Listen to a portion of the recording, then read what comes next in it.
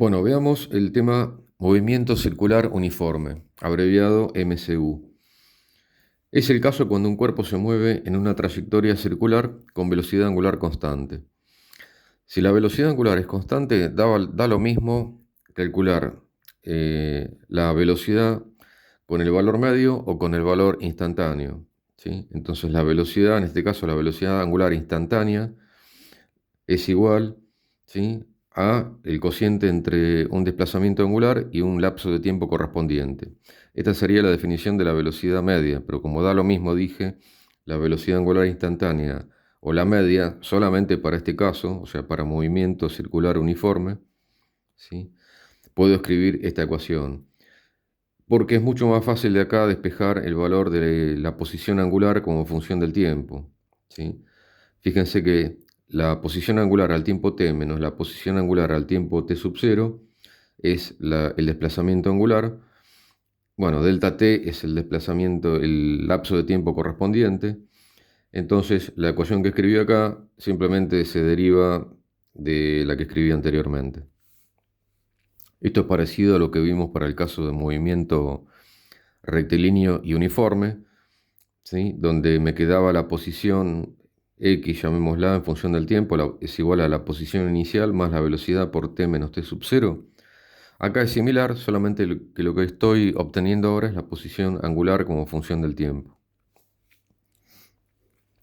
Acá les hice un dibujito de lo que sería la trayectoria, que es una circunferencia de radio r, ¿sí? Si la velocidad angular es constante, la velocidad, la rapidez, les recuerdo, la rapidez es el módulo de la velocidad. La rapidez también es constante, ¿sí? O sea, el vector que representa la velocidad, este vector es igual a este, es igual a este. Acá dibujé, elegí 3 puntos al azar sobre la trayectoria. Estoy suponiendo que el cuerpo se mueve en sentido antihorario, pero podría haberlo dibujado al revés, da lo mismo. Les decía, si el cuerpo se mueve con velocidad angular constante, la rapidez es constante, pero el vector velocidad va cambiando, ¿sí?, porque la rapidez es el módulo de la velocidad. El vector velocidad va cambiando porque recuerden que el vector velocidad es tangente a la trayectoria, ¿sí? Entonces, si cambia la velocidad como vector, aparece una aceleración, por más que el módulo de la velocidad sea constante. Acá dibujé, fíjense en cada punto, la aceleración, ¿sí? En azul es un vector que apunta al centro de la circunferencia y tiene el mismo largo en cada uno de los puntos en cada uno de los 3 puntos que dibujé. Si se mueve con velocidad constante, con rapidez constante, la aceleración tangencial es cero, ¿sí? O sea, la partícula no va ni más lento ni más rápido. Pero como dije, sí aparece una componente normal de la aceleración porque el vector velocidad está cambiando de dirección instante a instante.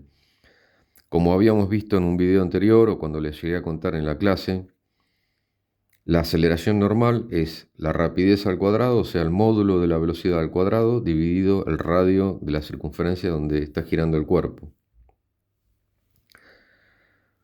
Cuando les conté de la relación que hay entre las coordenadas escalares y angulares, ¿sí?, les dije que la velocidad era igual a r por la velocidad angular omega.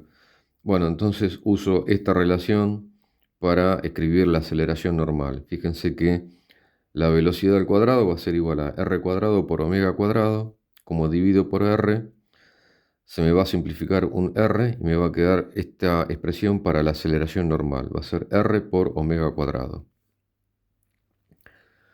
Como se mueve con velocidad constante, con rapidez constante, no tengo componente tangencial de la aceleración, sí tengo normal, y la aceleración va a ser simplemente la aceleración normal, que son los vectores que dibujé acá en azul. Si el cuerpo vuelve a pasar una y otra vez por el mismo punto, y si lo hace con velocidad constante, con velocidad angular constante, hay un parámetro característico de este movimiento que es el período.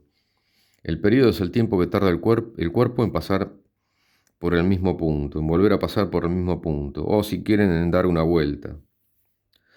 Entonces, fíjense, utilizando esta expresión que escribí acá, de la velocidad angular omega, ¿sí? Si el cuerpo da una vuelta, significa que angularmente se mueve 2pi, expresado el ángulo o el desplazamiento angular en radianes. Y si el lapso de tiempo, lo voy a llamar a ese lapso de tiempo particular, lo llamo periodo, lo indico con la letra T mayúscula, fíjense que omega va a quedar 2pi dividido el periodo, que es la expresión que escribí acá. Otro parámetro importante es la frecuencia. La frecuencia es el número de vueltas que da el cuerpo por unidad de tiempo. Ejemplo, imagínense que el periodo es un segundo, o sea, tarda un segundo en dar una vuelta. Entonces la frecuencia va a ser 1, o sea, una vuelta por segundo. No se escribe vuelta, ¿sí? Se sobreentiende que si estoy escribiendo la frecuencia va a ser 1 y es una vuelta dividido un segundo, o sea, una vuelta por segundo. Supongan que el periodo es medio segundo, o sea, da una vuelta en el primer medio segundo y en el próximo medio segundo da otra vuelta. Entonces en un segundo va a dar 2 vueltas. ¿Sí? La frecuencia sería 2 por segundo, ¿sí? 2 vueltas por segundo. Imagínense que el periodo es 2 segundos, ¿sí? O sea, tarda un segundo en dar media vuelta, ¿sí? Y otro segundo en dar la media vuelta que falta. Entonces la frecuencia sería media vuelta por segundo, ¿sí? O 0,5 por segundo. Con este ejemplo uno se da cuenta que hay una relación entre el periodo y la frecuencia. Fíjense que la frecuencia es simplemente la inversa del periodo. ¿Sí? Cuando, el periodo es 1 es 1, cuando es 0,5 o un medio es 2 la frecuencia, y cuando el periodo es 2 es un medio o 0,5. De esta forma, como la frecuencia es la inversa del periodo, fíjense que acá en esta expresión aparece 1 sobre el periodo, omega lo puedo escribir como 2pi por la frecuencia. Y si quisiera escribir, por ejemplo, la aceleración normal, ¿sí? Fíjense que la aceleración normal es r por omega al cuadrado, y omega es 2pi por f, por la frecuencia. Entonces la aceleración normal estaría dada por r por 2pi por la frecuencia al cuadrado. Muchas veces van a ver que para no andar escribiendo 1 sobre segundo, ¿sí? Se define una, si quieren, nueva unidad que se llama Hertz, ¿sí? Hertz en honor a un físico alemán, ¿sí? Un Hertz es simplemente 1 dividido segundo. Otra unidad que suele aparecer es revoluciones por minuto, ¿sí? Que por ejemplo los cuentavueltas de lo que miden las vueltas que da el eje del motor de un auto está justamente graduado en revoluciones por minuto. Se abrevia así simplemente, RPM. ¿Sí? Una revolución es una vuelta, y revolución por minuto significa, la cantidad de vueltas que da en un minuto. Ejemplo, si me dicen que la frecuencia de un cuerpo son 1200 revoluciones por minuto, significa que da 1200 vueltas en un minuto. Un minuto son 60 segundos, ¿sí? Si quisiera pasar esto a Hertz, simplemente reemplazo el minuto del denominador por 60 segundos, y esto me da 20 vueltas por segundo o 20 Hertz. Bueno, veamos un problema de la guía, el problema 77. El problema 77 dice, las poleas de la figura, o sea, esta es una polea y esta es otra. Una polea es un disco conectadas por una correa. Dice, las poleas de la figura están conectadas por medio de una correa, y después dice, si la polea 1 gira con una frecuencia de 60 revoluciones por minuto, hallar la frecuencia angular de la polea 2 y la velocidad del punto A, que me marca acá.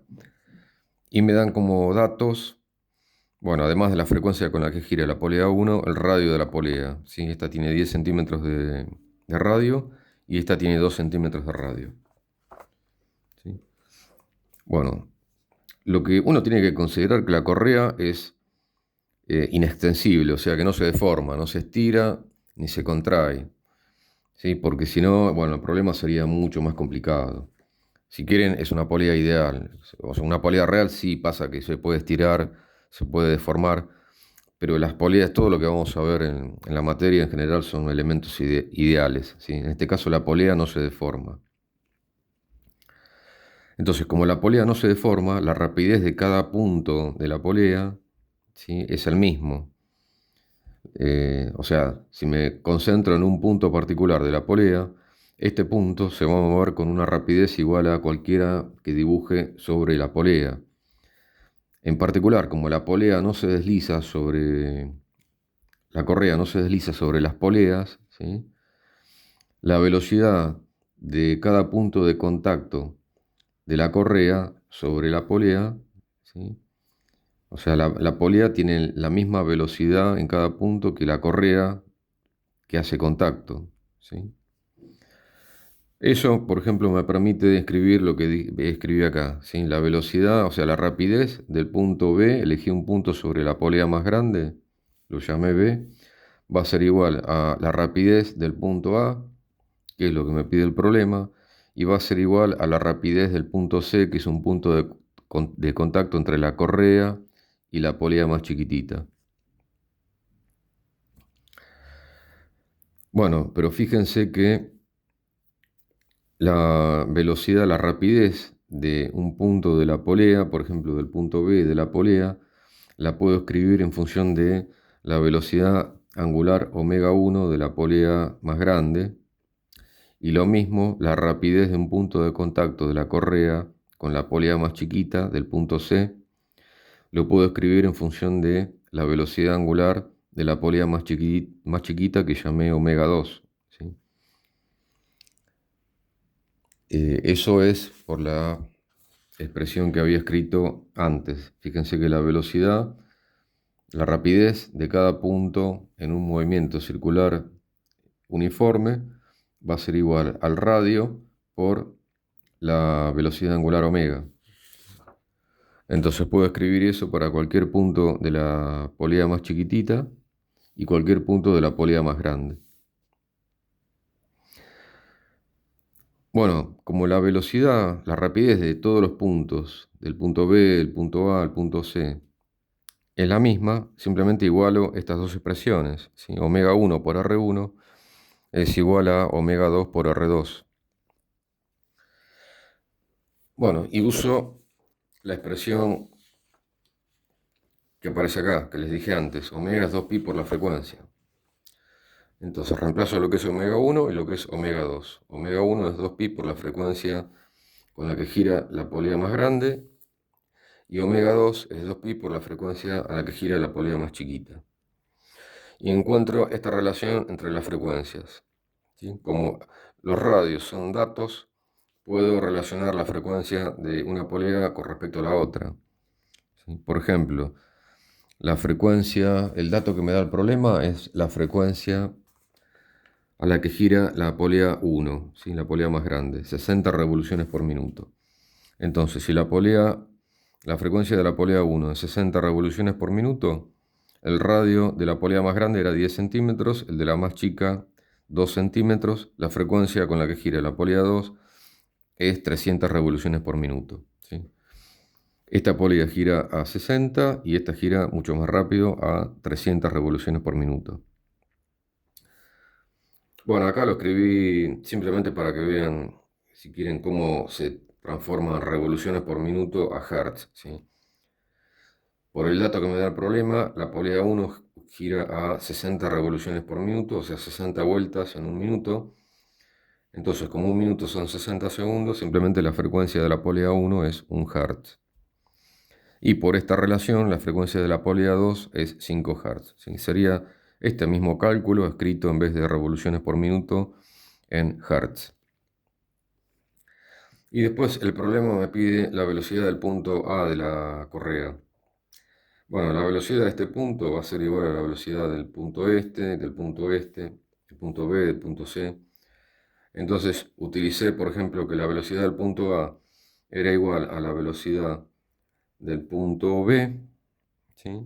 Y la velocidad del punto B es 2pi por la frecuencia que me da el problema, f1 por r1.